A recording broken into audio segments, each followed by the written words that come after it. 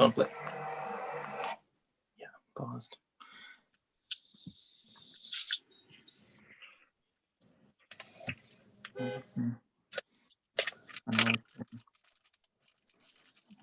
We're live. All right. Welcome everybody to the global watch party of the film Dominion.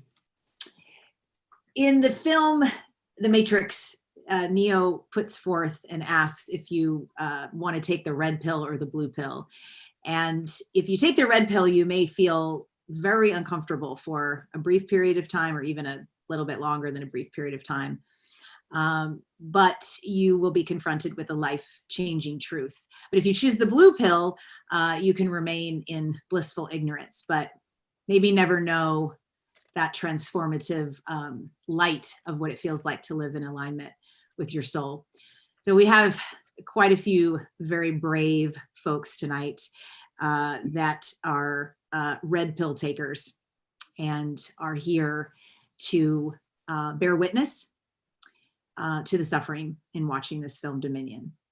Now, they are each going to introduce themselves in 5 seconds or less. We'll just go around. My name is Dotsi Bausch. I'm a vegan Olympian and the executive director of the nonprofit Switch for Good. Asher, we'll just go across. I'm Asher Brown. I'm the CEO of the mission-driven creative agency Pollution TV. Ange? You're on mute.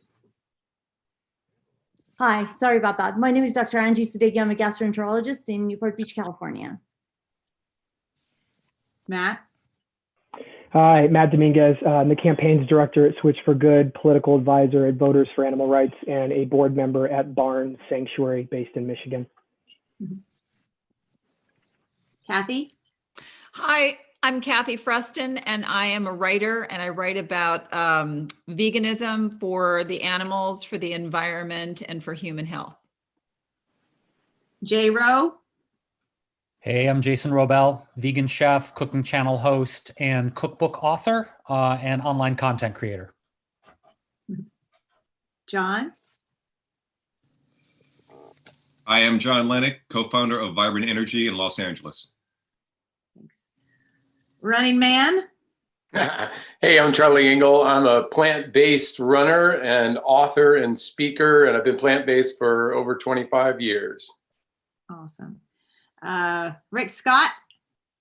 Hey, sitting outside of a hockey rink. I just got off the ice. So yeah, vegan hockey player, activist, and I stopped eating animals over 30 years ago.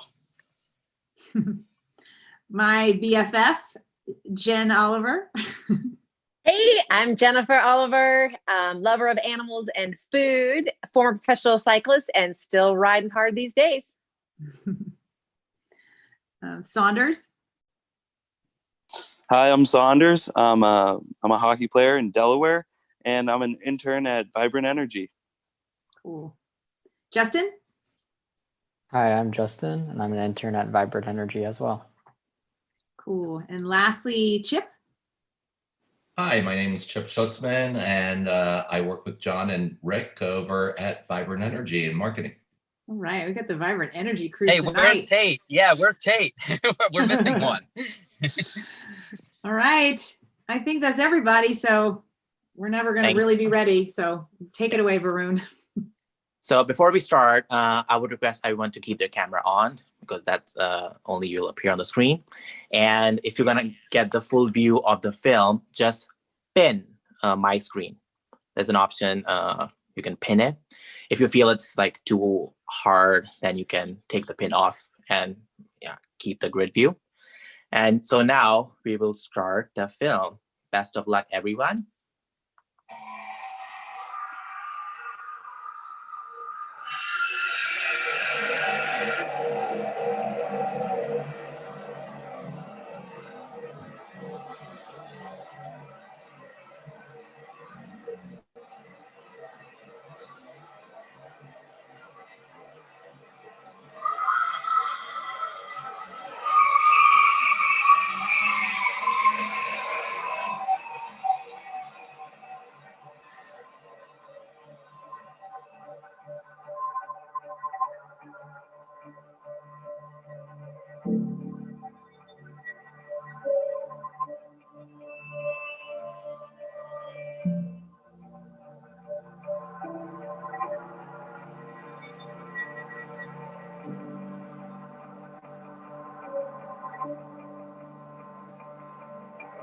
Most people consider themselves animal lovers. We recognize them not as objects, but as complex beings with whom we share the planet, our lives, our homes. We take pleasure from their pleasure. We anguish over their pain, celebrating their intelligence and individuality as we welcome them into our families or revere them in their natural element. The thought of unnecessarily causing them harm or suffering is to many unbearable. So for those who feed, clothe, or entertain us, we choose to follow a narrative that minimizes or altogether eliminates their suffering. The picturesque family farm and the iconic loving farmer. A humane and painless end, a small price happily paid for a life well lived. An arrangement of mutual benefit. Hidden by this narrative, out of sight, out of mind, they cease to be individuals, most known only as livestock, faceless units of production in a system of incomprehensible scale, exempt from the cruelty laws that protect our companion animals.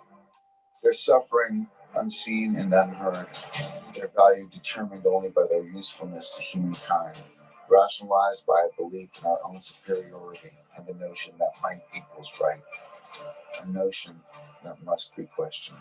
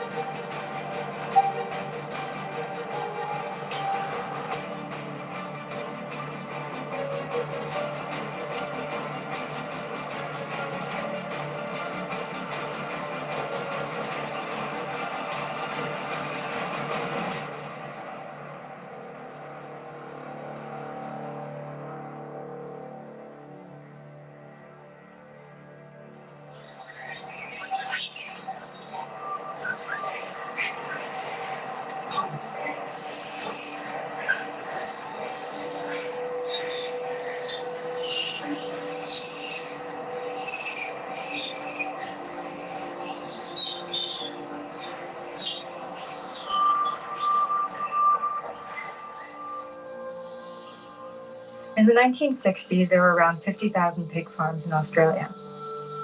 Today, there are less than 1,400, and yet the total number of pigs bred and slaughtered for food has increased. As of 2015, 49 farms housed 60% of the country's total pig population.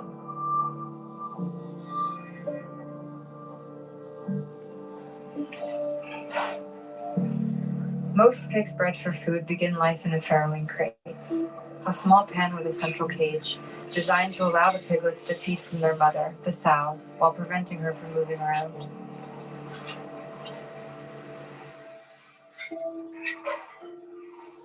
The frequency of stillborn and mummified piglets generally increases with each litter as the sow's bodies become less capable of handling the large litter sizes encouraged by the industry. 10 to 18% of piglets who are born alive won't make it until weaning age, succumbing to disease, starvation, or dehydration, or being accidentally crushed by their trapped mothers.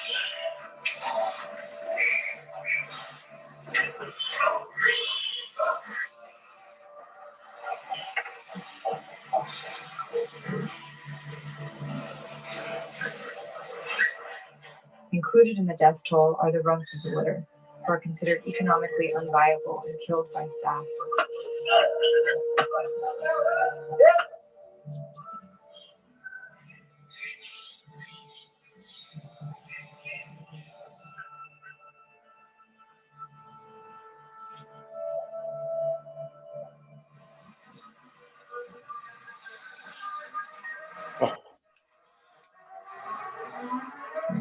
Those who survive the first few days are mutilated without pain relief.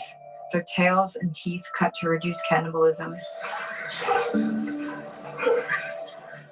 and pieces cut from their ears or tags punched in as a means of identification. They're taken from their mothers at 3 to 5 weeks of age. Most are destined for slaughter around 5 months later.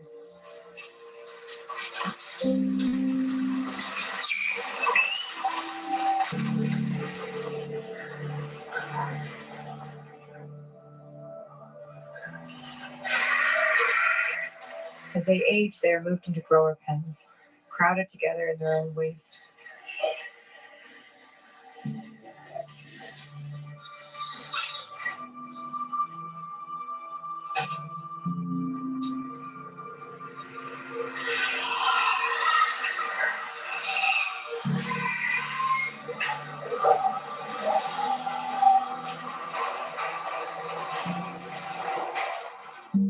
Some female pigs are kept on to replace the sows in the breeding cycle, carefully selected for their perceived ability to produce large litters.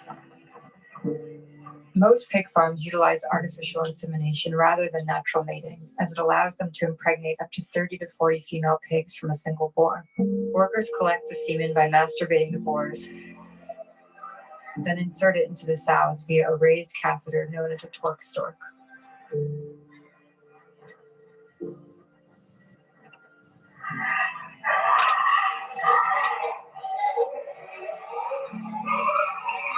Boars are still physically used to excite the females prior to insemination, but are prevented from actually mating.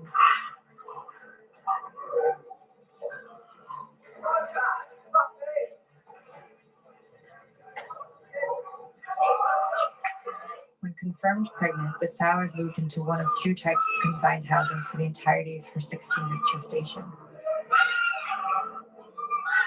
Sow stalls are individual cages in which, like the farrowing crates, sows are only able to take 1 or 2 steps forward or backwards and are unable to turn around. While gradually being phased out by the majority of piggeries in Australia, sow stalls remain entirely legal with no penalties for keeping sows confined to them for longer than the voluntary limit of 5 days. This is similar to the apparent ban on sow stalls in the European Union, which actually allows up to 4 weeks in them per pregnancy. When given the choice, pigs will relieve themselves far away from where they sleep and eat. The extreme confinement takes a heavy psychological toll.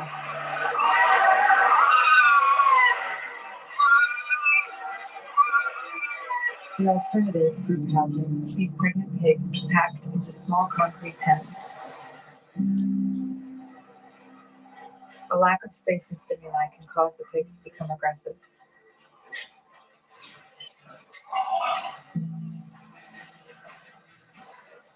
Those who fall into the effluent system through gaps in the flooring are left to starve or drown in the river of waste. A week before they are due to give birth, they're moved into the farrowing crate cages, where they'll remain for the next 4 to 6 weeks. Unable to exercise, the sow's muscles will weaken to the point where she has difficulty standing up or lying down. To minimize muscle wastage, workers will force her to stand up at least once daily.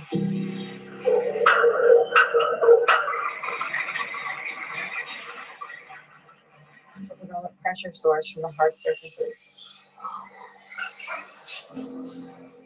or prolapses and infections from the physical strain of repeated farrowing and poor conditions.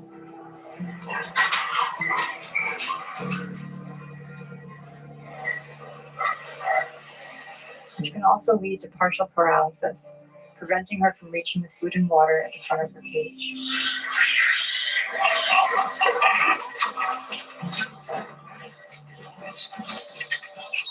Or can even lead to death in the cage.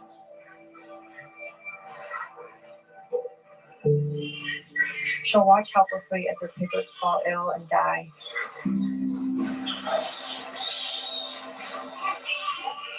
Or get mutilated and abused by workers until they are taken away from her.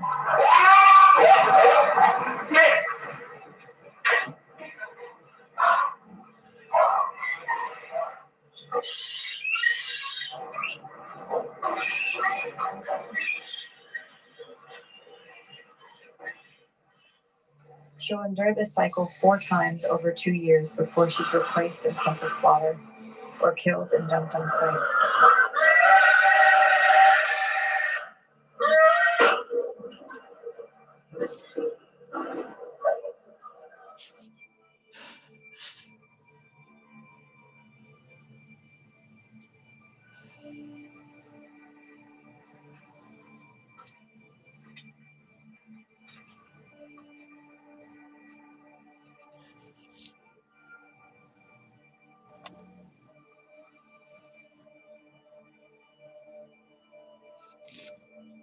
The term bred free range simply means that pigs are born outside in small huts, but then spend the rest of their lives in sheds, facing the same overcrowding, health, and behavioral issues as at any pig farm, whilst being kept knee-deep in their own waste.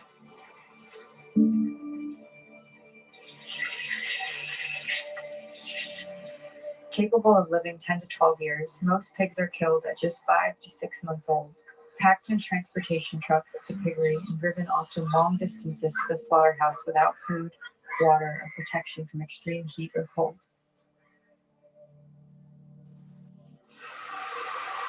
At the slaughterhouse, they'll wait in small concrete or metal holding pens, typically overnight, still without food and with limited or no access to water. In the morning, they are forcefully herded to the kill site, often with an electric prodder.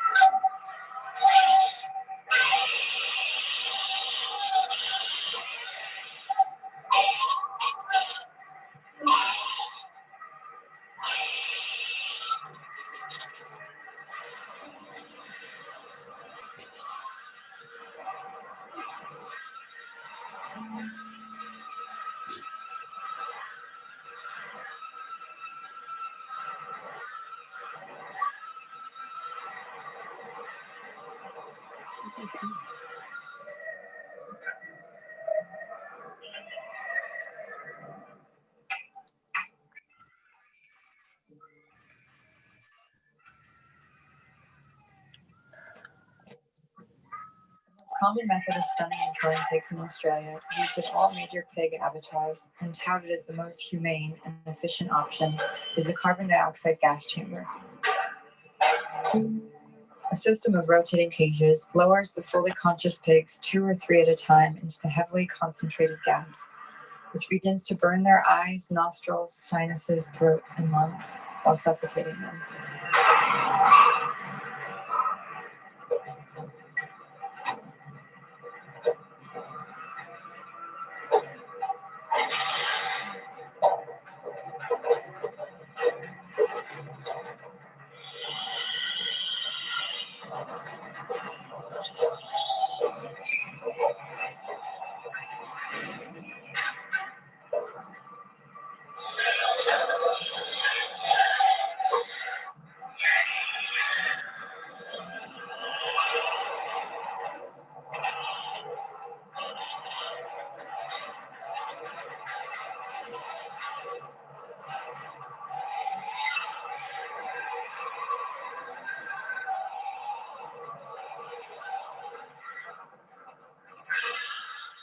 Lower concentrations of carbon dioxide would cause less pain and stress, but would take much longer to render the pigs unconscious, making it economically unviable.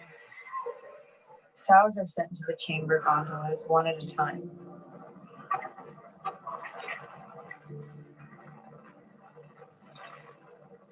Because of their size, the gas is less effective, with some emerging partly conscious, in which case they may also be electrically stunned afterwards. Chipped out the other side of the chamber, the pigs' throats are cut and then they are bled out.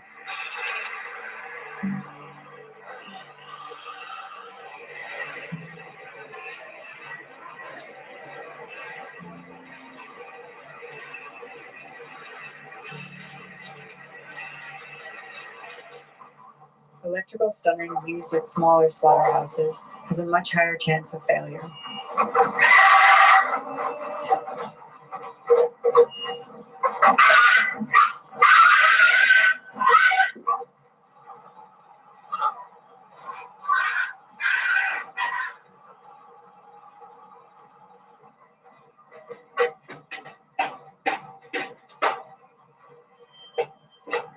For fuck's sake.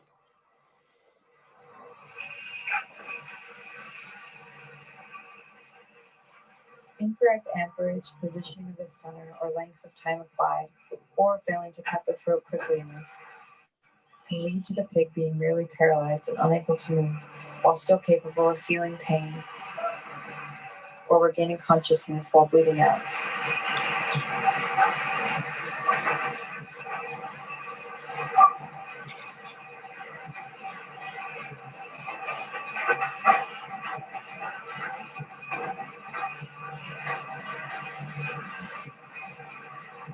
Blinking and rhythmic breathing are strong indicators of consciousness.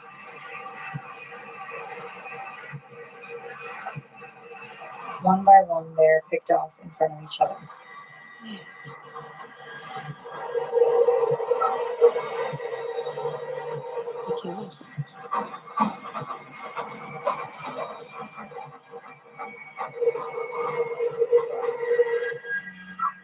Captive bolt pistols are another option used by smaller slaughterhouses. The penetrative variety fire a rod through the skull of the animal to permanently damage their brain, preventing them from regaining consciousness, while non-penetrative bolt pistols deliver blunt force trauma much like a hammer.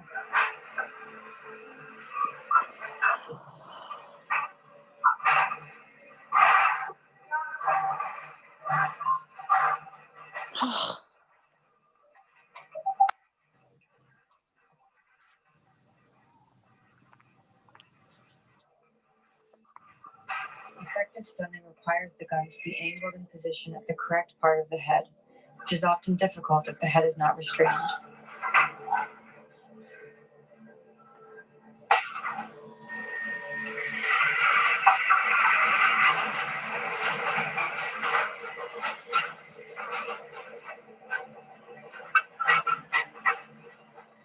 Having witnessed their litter mates being killed before them, or being able to smell the blood on the floor, they are reluctant to enter the nuke box.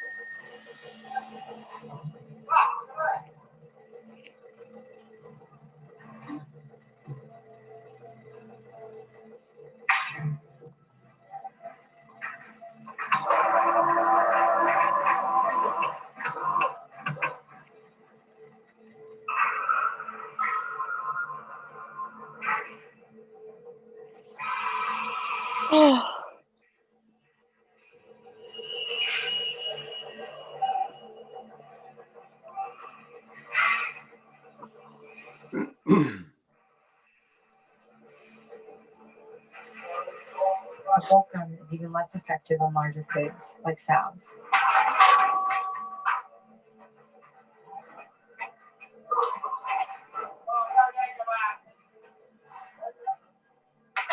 For them, a rifle may be used as an alternative. In this case, accuracy is even more difficult. Are you kidding?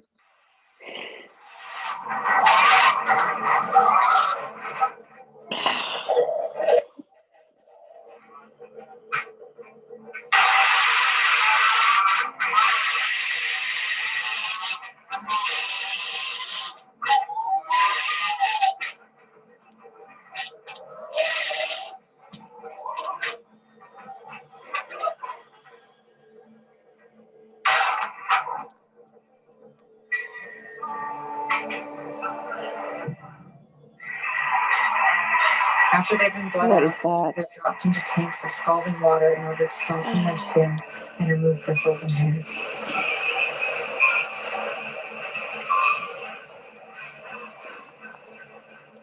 Those who haven't been stunned and killed properly finally die by drowning.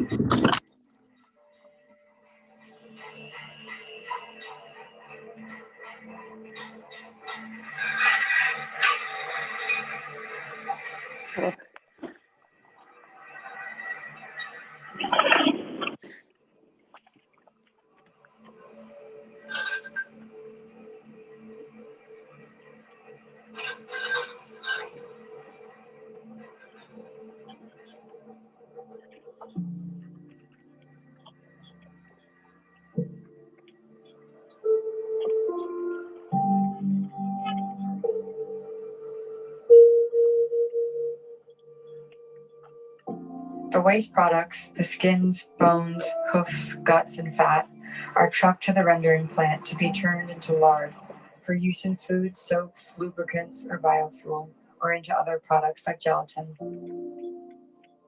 Wild pigs were introduced to Australia with the first fleet and now occupy around 40% of the country, mainly in Queensland and New South Wales. The practice of pig dogging involves hunters releasing aggressively trained dogs to track, chase, and maul live pigs, keeping them pinned down until the hunters are able to catch up and finish them off with a knife.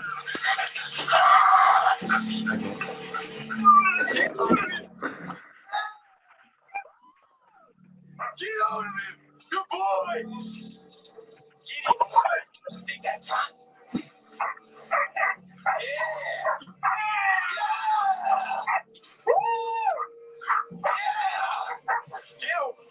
Got him now! Good dog! Woo!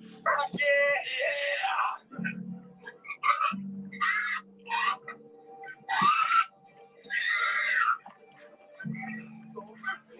Well done. Despite wild pigs being declared a pest animal, it's not uncommon for hunters to release young piglets into national parks so they can return later to hunt them. Fucking asshole.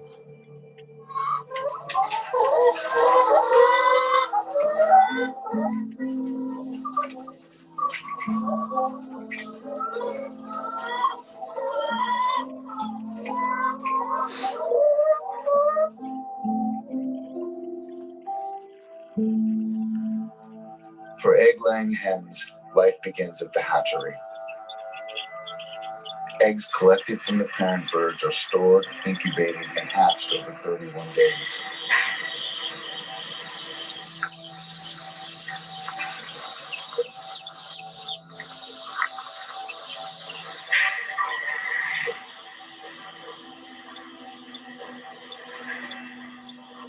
The male and female chicks are sorted onto separate conveyor belts. Here at Australia's largest hatchery, they've been genetically modified to make the males a different color than the females, allowing for quick sorting. Unable to ever produce eggs themselves, and a completely different breed to the chickens used for meat, male chicks are considered waste products, as are any females perceived to be deformed or weak. They are sorted onto a separate conveyor belt from the healthy females on their first day of life and sent into an industrial blender called a macerator.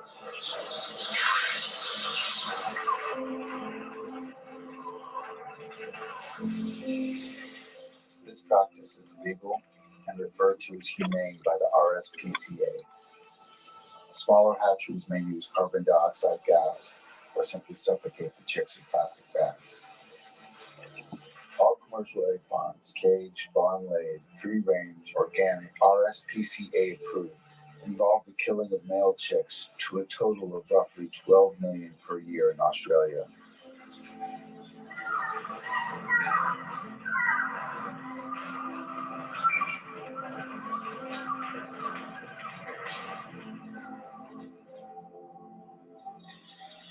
Meanwhile, the healthy females continue on to painful debeaking machines. Hens are debeaked to minimize the harm they can do to each other in the confinement of egg farms.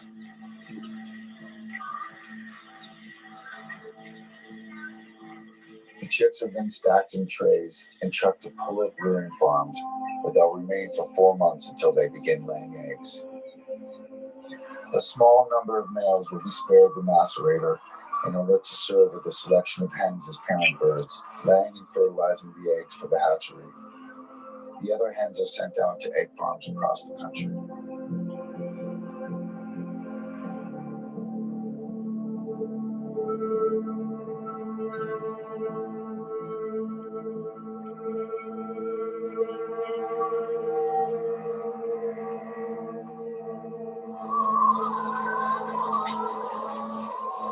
2/3 of the 18 million layer hens at any given time in Australia are housed in battery cages.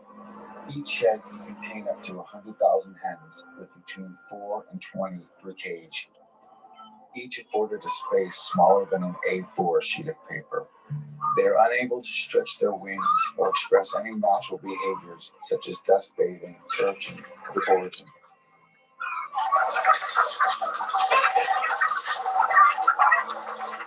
Due to decades of genetic manipulation and selective breeding, they lay an egg almost every day for a total of up to 330 per year, compared to the 10 to 15 that a wild hen would lay. As they age, the poor environment and physical stress of frequent egg laying takes a toll on their health, indicated by the gradual loss of all of their feathers and an increasingly pale comb, suggesting anemia. Deaths inside the cages are common, and due to the size of the facilities, can be easily missed for long periods of time, forcing the surviving hens to live on top of the rotting carcasses. Newer cage systems collect the feces onto conveyor belts beneath the cages, while older systems allow it to pile up underneath.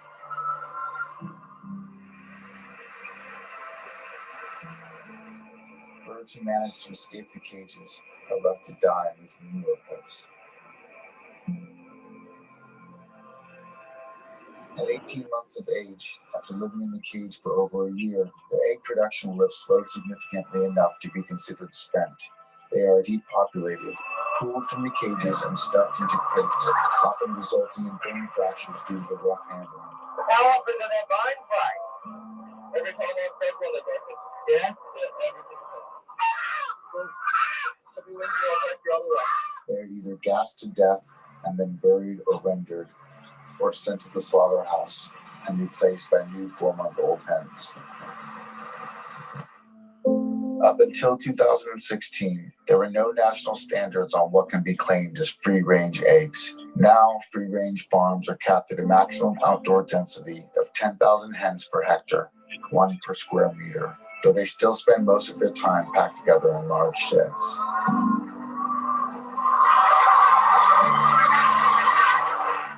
Chickens naturally form and live within a social hierarchy called a pecking order, but are only able to recognize around 100 other chickens. In sheds or paddocks with thousands of other birds, their inability to maintain this pecking order results in chaos. The weak birds are picked on with no way to escape.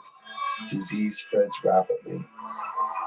An outbreak of avian influenza at a New South Wales free-range egg farm in 2013, believed to be contracted from wild ducks, led to the culling of over 400,000 farmed hens. Many of the larger free-range farms also have cage farms on the same property, with the eggs from both ending up in the same packing shed. A 2009 analysis of Egg Corporation data indicated that as many as 1 in 6 eggs sold as free-range were laid by caged or barn hens. As with caged farms, free-range hens are sent to slaughter from just 18 months of age, far short of their 10-year natural lifespan. At the slaughterhouse, the hens are shackled upside down on a moving line.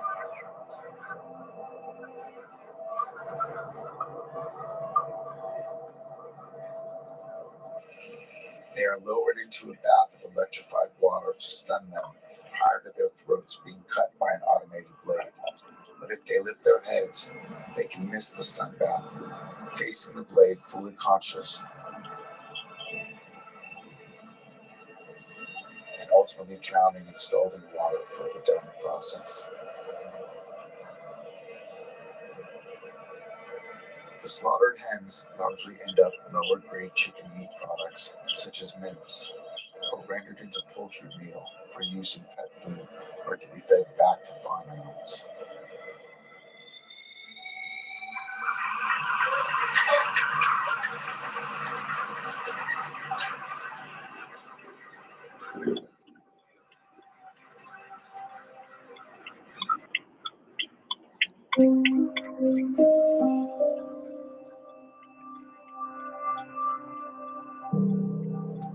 Chickens bred for meat, known as broilers, are a larger breed than egg layers, designed through human intervention to grow rapidly to massive sizes.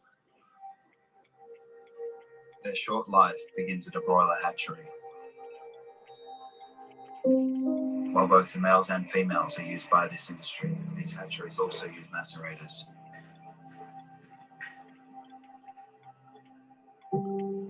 Or gas chambers for weak or deformed birds who aren't expected to make it to slaughter weight.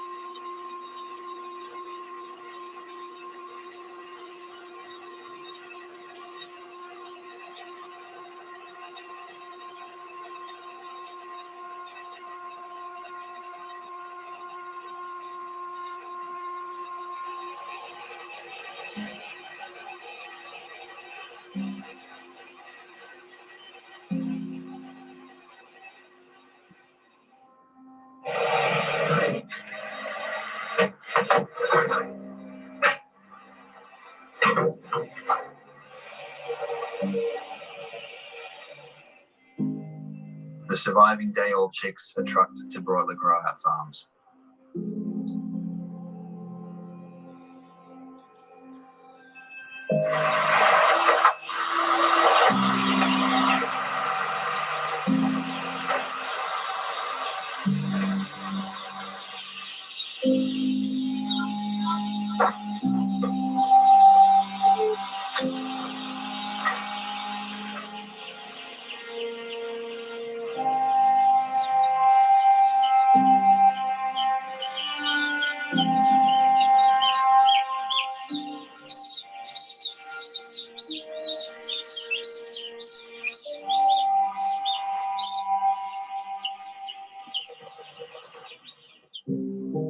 As of 2016, there were 530 broiler farms in Australia, together housing at any given time a total population of around 90 million birds. Each shed holds 40 to 60,000. Within their first week of life, a mortality rate of 4 to 6% is normal, equating to 1,600 to 3,600 dead chicks per shed, roughly 200 to 500 daily. The majority of these will have been found dead by workers. Others who seem weak or injured will be killed or tossed out alive.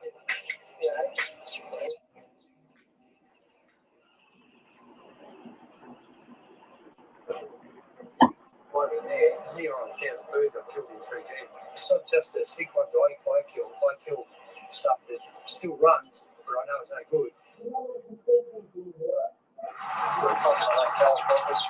But all I do is I just grab them. You know you've done it right because there's no check next break. Can't shoot. So you know you've done it right, but it can't shoot.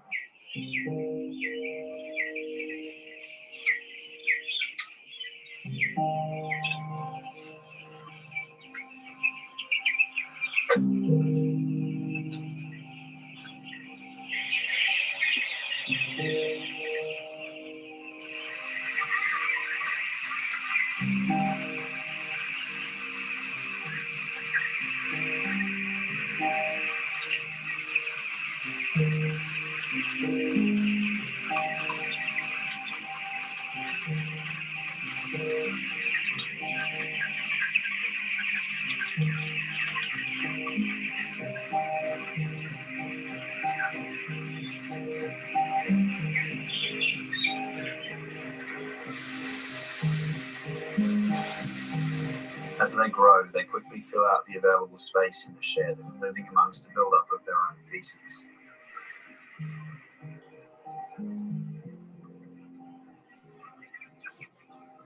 The mortality rate slows, but deaths are still a regular occurrence.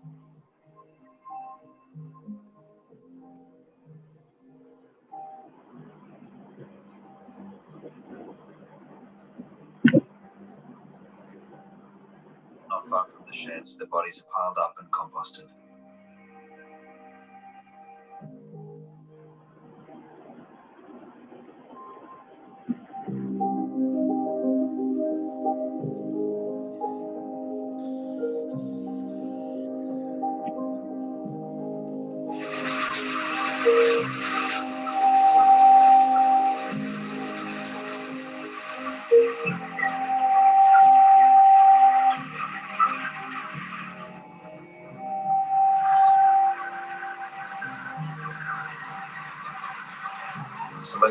overfeeding, lack of exercise due to overcrowding, artificial lighting, and the heavy use of antibiotics, which enhance feed absorption, have resulted in modern broiler chickens reaching a slaughter-ready weight of 3 kilograms in just 35 days, a dramatic increase from a natural peak of 2 kilograms in 96 days. Their bodies have great difficulty handling this extreme physical pressure, making skeletal, cardiac, and metabolic disorders common. Of those who make it to the slaughterhouse, 90% have a detectable abnormal gait. The sheds are not cleaned for the entire 5 to 7 week cycle, causing a high concentration of ammonia, which can irritate and burn their skin and impede their respiratory system.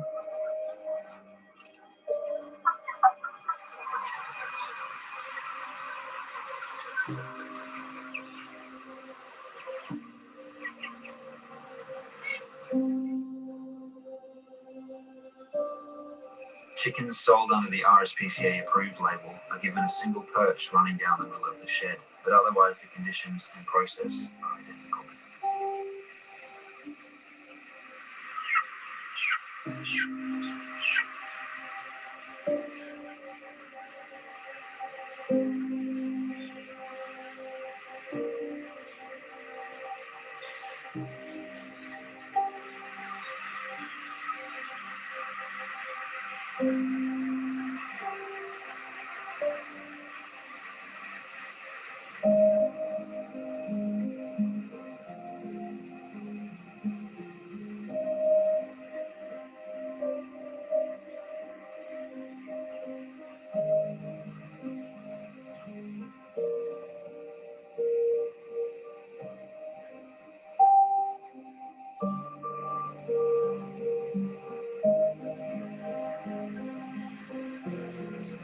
Depopulation occurs in low light conditions in the middle of the night when the birds are calmest and unable to see what's happening.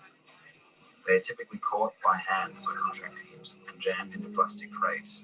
The crates then forklifted onto trucks for transport to the slaughterhouse.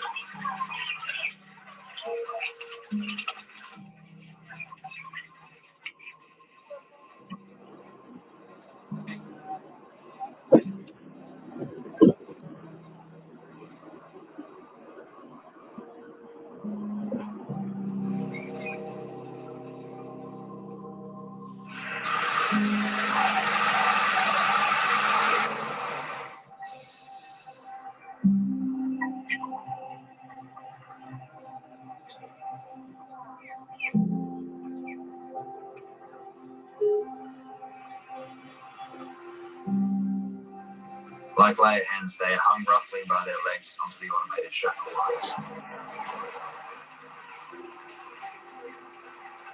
then dipped into the electric stun bath, with any birds who lift their heads proceeding fully conscious, before having their throats cut open by a rotating blade.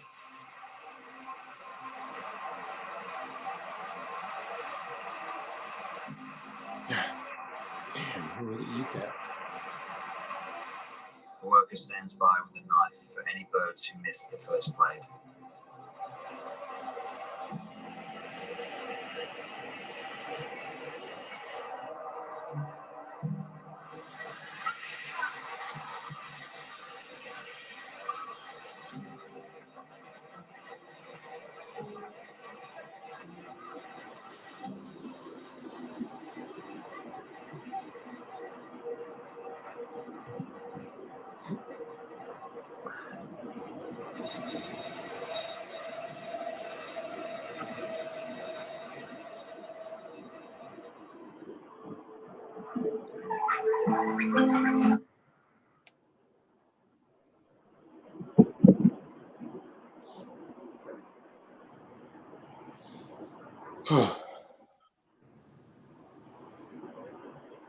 How does everyone feel? I was a total coward. I had to take my ear things. I couldn't I know. listen. I couldn't hear it. I couldn't hear their pleas for help. I'm exhausted.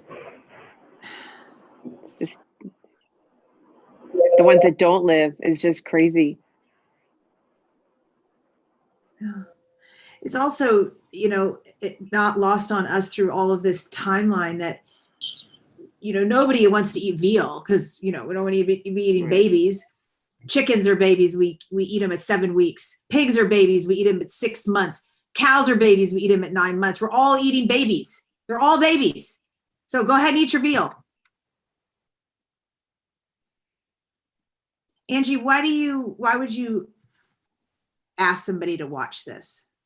Well, I mean, how could you not? I mean, don't you want to know what kind of torture that food that's in front of you went through to get there? Imagine the karma associated with that. Just ignoring what's happening before that food ends up on your plane is not good enough. It's just, I'm so ashamed of what we are doing, inflicting so much pain and suffering to these poor animals. And I'm so ashamed of us human beings. And imagine even that besides this inhumane thing we're doing to these animals, imagine these factory workers who are paid to do, imagine the PTSD that goes for, they're going to be messed up for life. And then most people don't know what happened before that food ended up on their table. So I think that we need to make sure that every single person who wants to eat meat should watch this movie. If you still want to eat it, go ahead. Then I don't know what to say. But I mean, shouldn't every single person watch this movie? I agree 100%. And it just floors me that it takes something like this content for people to see to change their mind, when I think one of the most impactful memes for this agenda is showing the dog next to the cow. How many people eat red meat or pork, whatever, on a regular basis, have dogs and cats, and they love them? They would never, ever consider that to becoming food. You shouldn't have to see the torture process to see the delineation between a pet and something you're putting in your body. Matt, what would you say to a parent if they said, "Oh, I can't show this to my children because it's too horrible, like a horror film"? Obviously my first reaction to all of this is the level of anger that I have for what we systematically do to billions of living creatures that are no different than us in so many different ways. I mean, we don't even have to compare them to dogs and cats that we know of. We can compare them to ourselves. They don't want to feel pain. They don't want to hurt. I will say, though, I do have the luxury of being in an organization called Barn Sanctuary, where we get to rescue these animals, the tiny percentage of these creatures that are spared this misery, get to call home to our sanctuary. And throughout this entire video, I just think about Jasper, one of our pigs, and some of our ducks and some of our chickens. And I just think about when we see kids with them and when we see people come out for the first time and finally connect with these animals and the love that they have for them and the desire to see them happy. And yet some of them leave the sanctuary and they go to a fast food restaurant and they order food that comes from this very system. And so I would say for parents that are not comfortable showing this footage to their children, I can understand that. As a parent, you want to shield your children from suffering and misery, but you also have I think an obligation to ensure that they don't contribute to misery and suffering. And so I would say the first thing to do is take your children to a sanctuary and see how they bond with these animals and how they pick them up and they love them and they can't wait to see the pictures that they took, and follow them on Instagram. And think about the love and the connection that they had with them, and then ask yourself, are you okay with then having through the dollars you spend, having your children contribute to their suffering? And I think the answer is no. It's a shame that it takes footage like this to get anybody to see the worthiness. I mean, someone a long time ago asked me why I went vegan. And my simple answer is just look into the eyes of one animal that's being killed and they will tell you they do not want to die.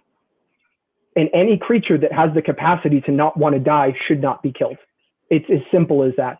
But I'm unbelievably thankful for the brave investigators that have gathered this footage, because I don't know how they do it. I don't know how they stop themselves from doing everything they can to rescue every single one of these animals. It's the level of anger that I have from this. Although I will say I also have a level of motivation to get back to work first thing tomorrow and tonight, to do everything I can to stop this, to bring about the death of animal agriculture just one day earlier, so that billions of animals don't have to go through this horror. You know, Matt, that's exactly what I was thinking. I was like, this is just motivating me and putting fire under my ass to even do better. And we just have to unite, and we just have to get the word out, because we are their voice. They don't have a voice. We are their voice. We have to do everything possible to stop this cruelty. It's not fair. You know, every time a patient asks me, well, you said red meat causes colon cancer, so should I eat chicken? This is what flashes in my mind. This is the images of these poor chickens is flashing in my mind. And I'm just like, wow. You know, it's just so sad and heartbreaking. And, you know, I don't even know what to say. You tell them to eat. So there are, I'm consulting with a elite junior college hockey player, just turned 19 years old. And he had told me that as of January 1st, he's now going vegan. And I've been consulting with him on his food plan and making sure he's eating enough properly, getting enough protein, et cetera, et cetera. And I asked him to do a four-day food journal for me. And he sent it to me yesterday. And I looked at it, and there's a lot of eggs. He's still eating eggs, 4 eggs a day. And he's eating a lot of seafood. And of course, we didn't watch enough of Dominion to get to the seafood portion. But we certainly got to the chicken portion. And, you know, the egg thing is just, it's just amazing to me that people just don't equate and they think that it's okay. And Dotsi, you know, I mean, for me, like as in my intro, I said, I stopped eating animals over 30 years ago. And my light switch moment was 5.5 years ago when you did your TEDx talk, Olympic level compassion. And I didn't watch Dominion at the time because Dominion wasn't made yet, but I watched similar footage 5 years ago. And once, like the combination of your talk and then seeing that footage, once I became aware of the suffering and the harm that is being done to billions of animals every year, I was done. I just couldn't enable it anymore. I couldn't excuse it. I couldn't look the other way. And that's what our role is, to not look the other way. Our role is to become aware and then to speak for those that cannot speak for themselves, to make people aware that this is what is happening. And hopefully with awareness, anybody that has a heart will start to turn the other way.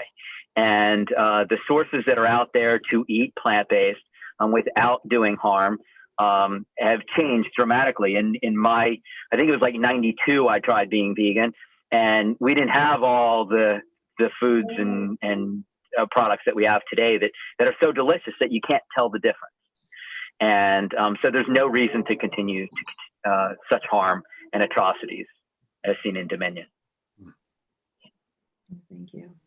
Charlie, you're one of the most joyful people I know, and you look the most twisted to me throughout this. I've never seen those facial expressions before from you. What were you going through? I mean, it was exhausting, and I've watched a couple of other painful films about animal farming, industrial farming, and another part of my background is being 28 years clean and sober, and I learned a lesson a long time ago in that world where the lesson of attraction rather than promotion. And, this idea that if you live a certain way, you have a lot more chance of attracting people to your lifestyle. And it's a very complicated world we live in these days, where the moment you start being very vocal about your feelings, in particular, telling other people what to do, it just gets, I do it all the time, and I am willing to run that risk for myself. And the pain that you saw on my face tonight is a reminder that I still stick my head in the sand. And I put up a nice Facebook post of my, my beans and my, air fried tempeh. And that might set a good example, but I don't know how many people it stops from eating meat. And you know, I categorize it the same as climate change. A lot of people really, even with it right in your face and witnessing the harm and the hardship and actually the economic cost, because there is a huge economic cost in both healthcare and just destruction to the planet, not to mention, of course, the harm that it does to animals. And I don't know, you know, I felt myself 5 minutes into that with the pigs, like I had to like shut one door in my gut and my heart, because it was just, like you said, I had to turn the volume off. I just couldn't hear the screaming anymore. And frankly, I want to go kick somebody's ass. I mean, that's just being honest. That's my other overarching emotion but I don't know whose exactly. I live in North Carolina. If I'm not mistaken, I think in the United States, I'm pretty sure we have the most hog farms in the United States. If not the most, we're right up there. And, you know, I want to go find somebody's ass to kick. Yeah. I don't think there's anyone that can change all of our appetites better than the most incredible vegan chef I know, Jason. Let's end on, I put in the chat earlier, just eat a fucking potato, people. Like, it's so simple. It doesn't have to be as extravagant as the gorgeous, delicious food that you make, but tell people what to eat instead. One of the biggest challenges that I was presented with when I decided to become vegan by my mom almost 23 years ago. She said, I just want to make sure that you know what you're doing and that you're going to do this in a way that's sustainable. Because she knew that I was committed to it. She could feel it. And I knew I was committed to it too. And, you know, as a chef and someone who's just been a student of nutrition, you know, this is something a vegan lifestyle can be done long term and healthfully and vibrantly. And we have so many people in this distinguished panel that are living examples of that. So for me, you know, one of the reasons I decided to become a chef was I realized that as an artist and an activist, I could leverage food to change people's minds and hearts. And over the years, showing people how to make food that is delicious and vibrant and beautiful and tastes amazing and is full of nutrition, the thing that keeps me going is to see people that start eating more plants and choosing a vegan lifestyle and watching their hearts open, watching their health change, watching the trajectory of their lives change, healing diseases, overcoming cancer. I mean, I have so many stories over the years that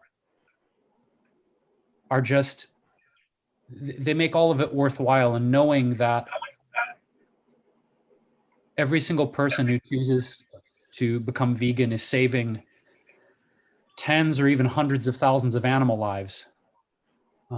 It's a compounding effect. And so I just feel like it doesn't have to be fancy, to your point, Dotsi. We can make incredibly simple and delicious vegan food. And that's part of my life's mission, is just to show people how easy and incredible and delicious it can be. And that, you know, after 20 plus years, you're not going to drop dead. Yeah, for sure. I want to thank you all for joining me, being so brave. I asked a lot of people and I got a lot of hell no's. And we could have all said hell no too. I wish I had, quite frankly, but you showed up. You showed up for them. Each and every one of them. So let's challenge everyone out there to watch Dominion. We'll get you guys your videos and let's keep this rolling. They have a goal at the Animal Save Movement for 2 million people to watch it over the next month. So we can get them there. Thank you again.